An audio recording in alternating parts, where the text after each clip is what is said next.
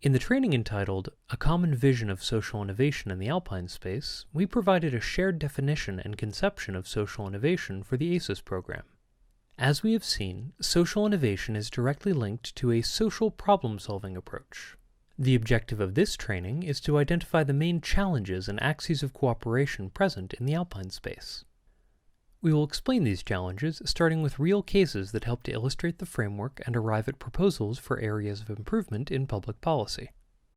The Alpine area's 450,000 square kilometers are home to an estimated 70 million inhabitants, but this is also a place where over 40% of the regions are sparsely populated. As we know from the territorial analysis conducted by partner organizations, the Alpine space is home to a wide variety of economic, social, and environmental contexts in which ASIS partners have developed very different social innovation initiatives to respond to local challenges. The axes proposed in response to the common challenges in the Alpine space identify the development of community resilience as the most important key in responding to those challenges. The axes also go further by identifying support mechanisms and tools to achieve needed changes. The three intervention axes, defined on the basis of the expected changes, are 1. Strengthen local communities in the Alpine space, promote development and livability in rural and mountain areas, and promote regeneration processes in urban areas. 2. Develop new employment, new occupational models, and professional training to foster the inclusion of at-risk populations, and 3. Develop collaborative communities to support the elderly and vulnerable groups. The first challenge for social innovation that we underline is related to territorial inequalities and local development. The Alpine space is a heterogeneous zone, including rural and mountainous areas with difficulties of access, but also some very concentrated urban centers with the cities of Lyon, Turin, and Milano. These geographical features generate important territorial inequalities and the need to promote endogenous development and local communities. First, particularly in rural and mountainous areas, it is important to maintain economic activities in order to retain and create jobs, preserve agricultural activities which are crucial for maintaining natural areas, and, more broadly, prevent rural exodus and depopulation. In addition, the territories of the Alpine space are particularly concerned by issues of migration, including the reception and integration of immigrant populations, but also, in some territories, encouraging the return of emigrants. Second, urban concentration produces negative externalities, including traffic and pollution. There is a crucial need for sustainable, inclusive, and safe cities. New ways to move in the city, as well as a new model of housing, must be invented. Now let's take a look at a social innovation in the form of a cooperative organization, focused on developing economic activities in rural areas. This first French case study is Le Grenade. Together, we will try to understand how this cooperative from Lyon has initiated a process of social innovation to respond to the problem of depopulation in rural areas. To put it simply, Le Grenade is a cooperative born in 2016, bringing together various alternative and resilient cooperatives to support them in their long-term development. They also aim to help their fellow cooperators to build even more of these kinds of businesses.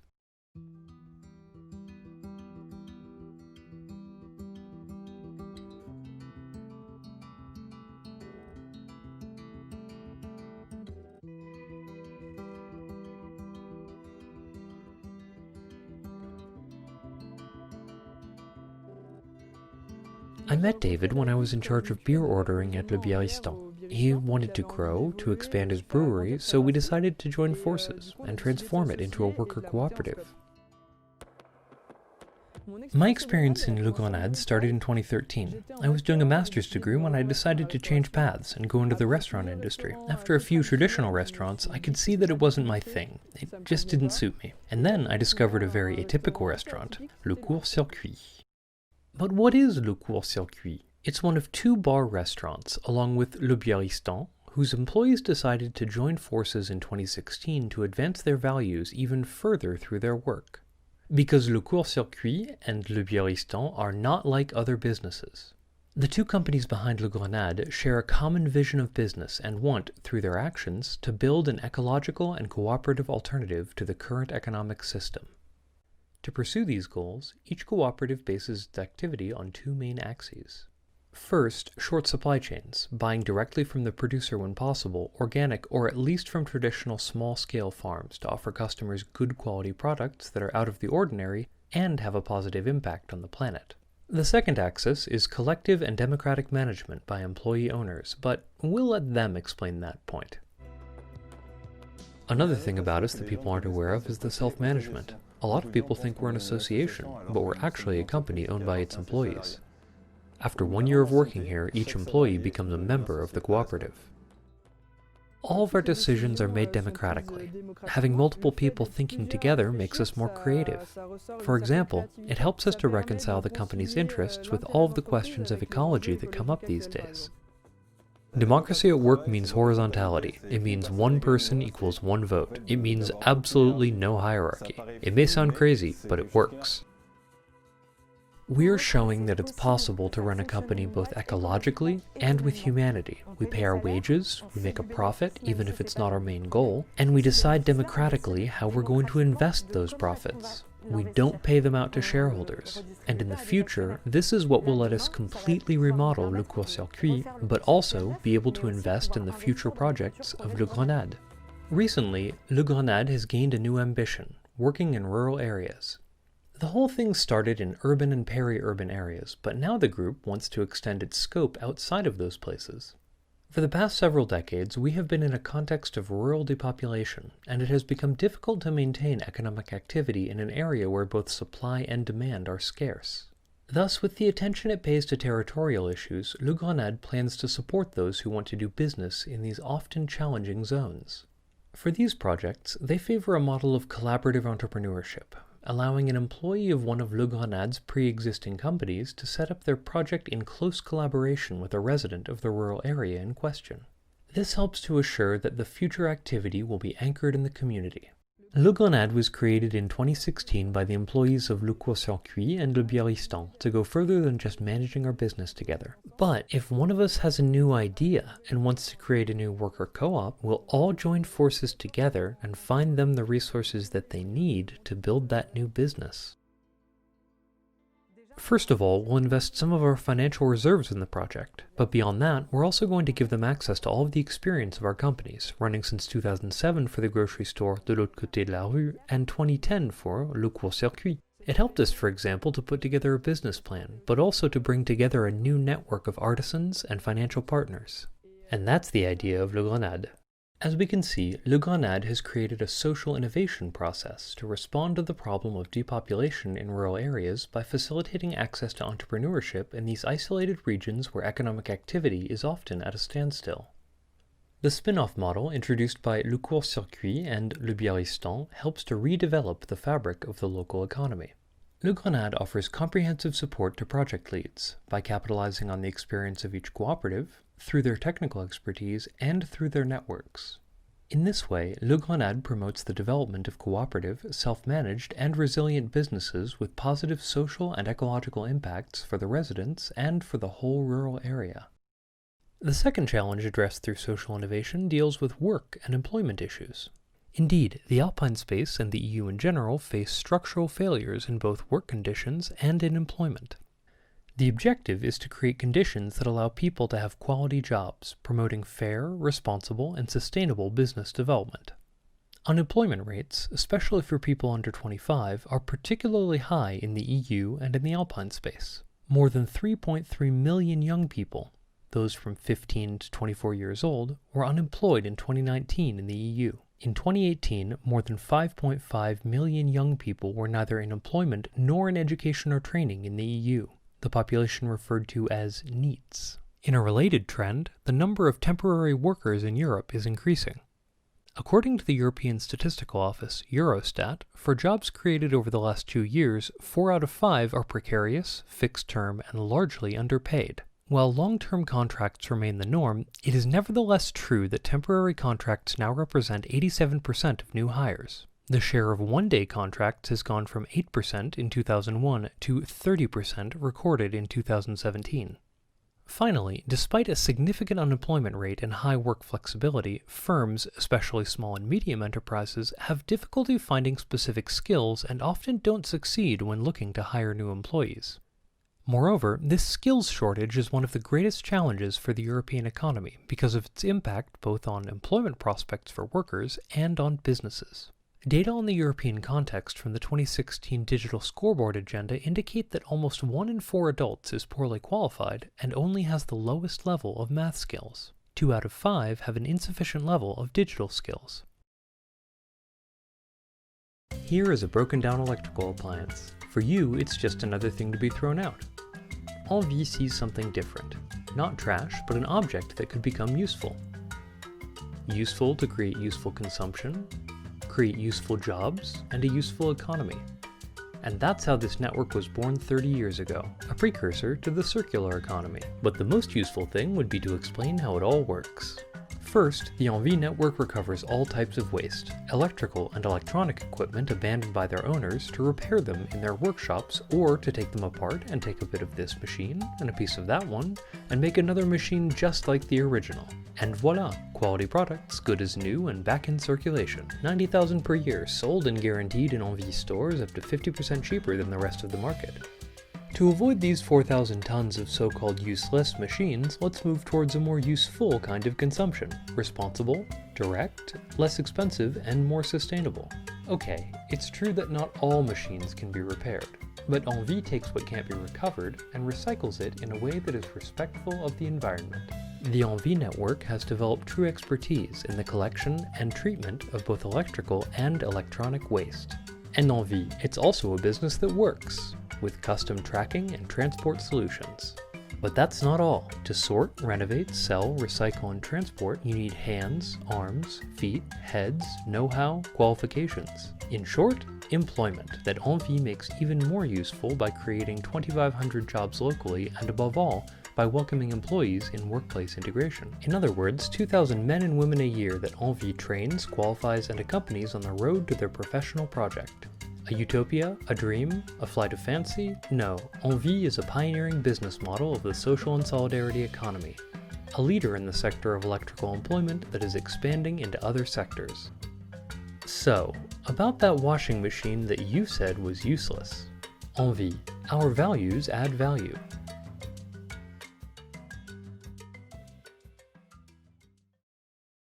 This means that Envie was a very early adopter of the idea of a circular economy through the recovery of electrical waste and the recycling of old items into new ones that are then sold for the benefit of the organization.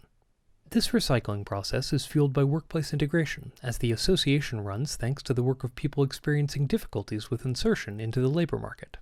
Envie doesn't work alone, but rather in strong collaboration with multiple stakeholders such as temp and employment agencies, companies, and other associations. The workplace integration is integrated directly into the work process. People without any electronic skills learn by doing and get help from tutors. Professional insertion sessions help workers to design their own career path. To help them succeed, Envie uses specially designed procedures and tools to solve literacy problems. Now let's move on to another example that deals with employment issues with the case of 10 pour 10. Since 2017, the association 10 pour 10 has been betting on the recruitment of people involved in associations in the Lyon metro area. It's an innovative and inspiring initiative to reduce unemployment and accompany people towards long-term employment regardless of age or level of education. The problem of employment is particularly acute in the 10 pour 10 area of intervention, which covers neighborhoods qualified as QPV, those that are prioritized in the city's policy, located in peri-urban municipalities.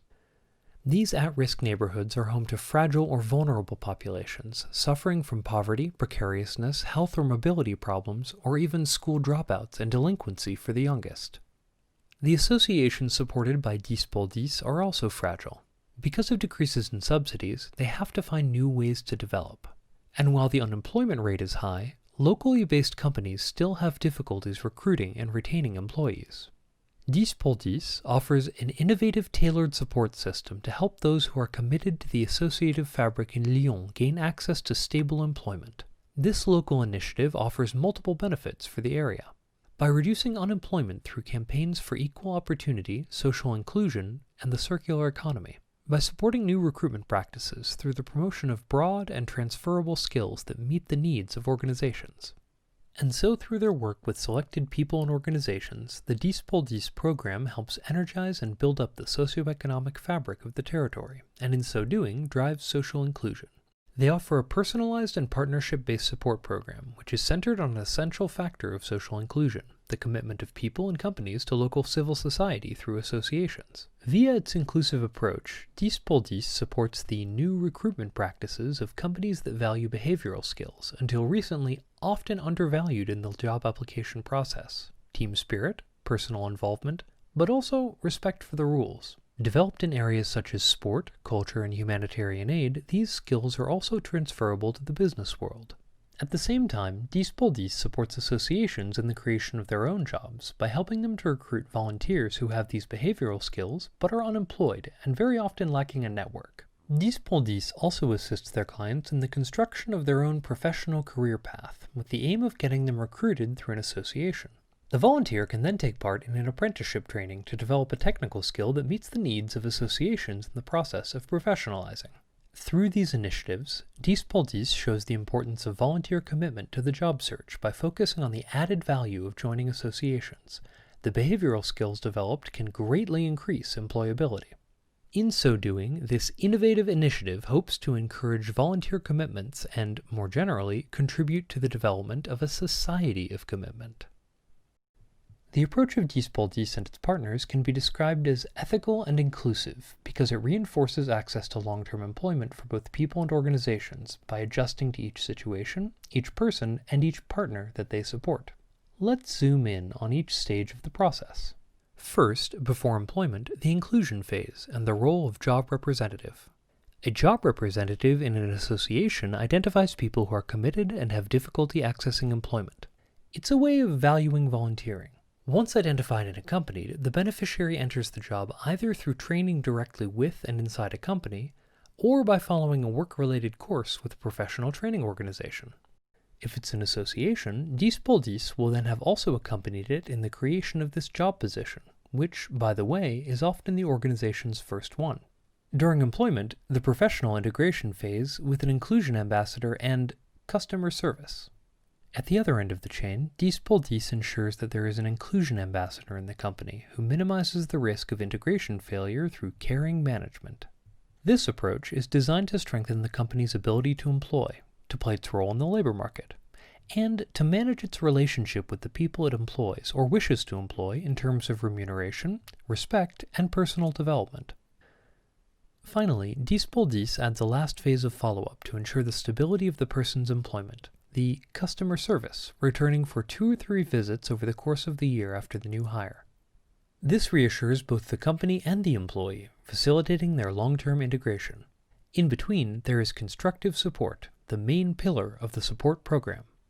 In this phase, 10x10 works on the professional project of the person hired using specialized tools, like the reverse resume. It helps demonstrate the value of the client's behavioral skills, considering his or her commitments as a path to both sociability and employability. At the same time, 10x10 works on transferable skills by identifying job prospects and sectorial opportunities using a skills portfolio to broaden the field of job offers to which candidates can apply, and to give companies the chance to encounter new candidate profiles. Here, every individual can gain the skills to find their own way and to build their own career path. This last crucial challenge for a common strategy on social innovation is focused on elderly and vulnerable groups and on the building of a social care system. According to Eurostat data for 2017, the relative number of pensioners is increasing while the percentage of people of working age in the 28 EU states is decreasing. This demographic shift will result in greater needs for aid and care, higher and higher poverty rates, and increasing difficulties on the part of public administrations to provide services, even basic ones. Furthermore, in 2017 among EU member states, the poverty or social exclusion risk rate reached 23.5%, as many as 112 million people, 800,000 more than in 2008. The number of households in difficulty has increased, including families with disabled members and immigrant families in extreme poverty. This leads to an increase in the number of citizens becoming vulnerable. Faced with these difficulties, social protection systems have failed to adapt to the new needs of society. Populations living in inadequate housing conditions have to endure heavier and heavier loads while caring for children, often in broken homes. APF France Handicap is a French social good organization for the defense and representation of people with disabilities and their families. Created in 1933, APF France Handicap today brings together over 100,000 actors, from members to elected officials to employees to volunteers and clients. The activities of APF France Handicap are based on their two pillars of action, an inclusive and universal approach. Inclusive because the beneficiaries of their actions are brought into all of the activities of the association. Universal because all of their actions follow the principle that what is good for a single person with any kind of disability is good for all of society. Disabilities shouldn't be thought of as a failure, but as a means or an opportunity for improving all of society. In 2017, APF created Développement, a single structure dedicated to innovation and development for the benefit of people with disabilities. APF Développement pilots a social innovation project that illustrates these principles, the Good Design Playbook. The GDP is a best practices guide for designers to help them create objects that are universally accessible, meaning that they take into account the different impairments that anybody can have at some point in their life: motor, visual, auditory, cognitive, and beyond. A person with a permanent disability, the use of one hand for example, has the same difficulties as a person with a temporary disability, like a broken arm, or a situational disability, such as a baby in their arms. This guide is free and open access to help in spreading these principles. This approach, called inclusive design, offers a response to the challenges of an aging population while improving the user experience of products for everyone. As we saw earlier in the definition of social innovation, the way that a process is organized can be just as important as the results. So, let's consider the process leading to the creation of this guide. The beneficiaries are meaningfully consulted on the project. They decided on the zone of experimentation, and they worked with designers in the conception of the guide. The kitchen was chosen for the experiment. They explain, "We chose the kitchen as our first zone of experimentation precisely because it's a space where questions of well-being and quality of life are very present. For example, being able to enjoy cooking. It's also a space for socializing, by having friends over and sharing time together." The process followed 4 steps. The first step was to observe how the beneficiaries used the kitchen. How did they manage the tasks of daily life? The second step consisted of organizing workshops between designers and disabled people. During the third step, designers produced several prototypes, tested by people in real-life situations.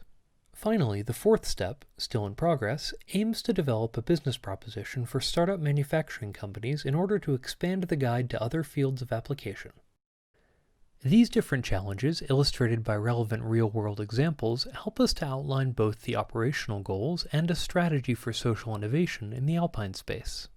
Promoting alternative food networks, inclusive and participative social housing, but also digital solutions for social services, and investments in education and training are all recurring operational goals that represent solutions for the challenges we highlighted here.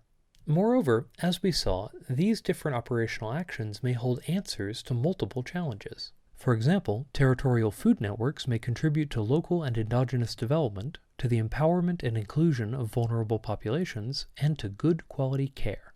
That is why the ASIS Social Innovation Strategy, especially for public authorities, is organized around 4 pillars.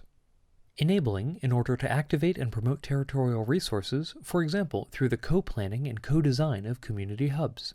Intentionally producing positive social impacts. By developing public-private partnerships, public authorities can support the emergence of a territorial control center to coordinate all of the diverse actors who can produce positive social impacts. This is a way to simplify both support and financing. Engaging and connecting stakeholders, whether they are already active on a social innovation topic or not, in order to support the creation of local initiatives and networks ready to spark social innovation processes. Simplifying funding and investing in governance by promoting systematic social innovation, for instance, through flexibly reallocated budgets as a tool to increase the capacity for innovation. Greater flexibility and participation in governance must be allowed. Now that you know the basics of social innovation, if you want to learn more about the initiatives we just talked about, don't hesitate to click the links below to find out more about their social innovation processes. And if you want to test your knowledge, check out this quiz we prepared for you about social innovation. And thank you for joining us for this training.